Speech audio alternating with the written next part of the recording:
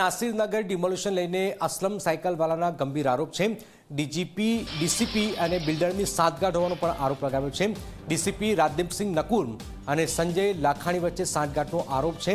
મુખ્યમંત્રી અને ગૃહમંત્રીને સંબોધીને રજૂઆત કરાઈ છે।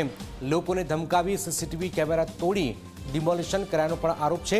ડીસીપીએ સત્તાનો દુરુપયોગ કરવાનો પણ ઉલ્લેખ છે। બિલ્ડર અને ડીસીપી વચ્ચેના 3 વર્ષના કોલ રેકોર્ડ તપાસવાની માંગ કરાઈ છે।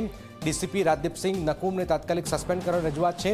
સીએમને લખેલા પત્ર સાથે સીસીટીવી ફૂટેજ પણ જોડવામાં આવેલા છે।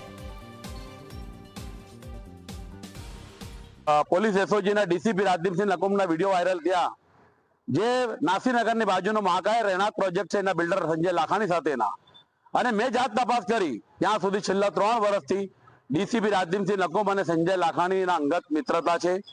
રોજબરોજ એકબીજાને મળવાનું થાય છે, રોજ એકબીજા સાથે એકબીજાની ઓફિસમાં બોલો કે એમના મોબાઈલ પર સતત સંપર્કમાં રહે છે।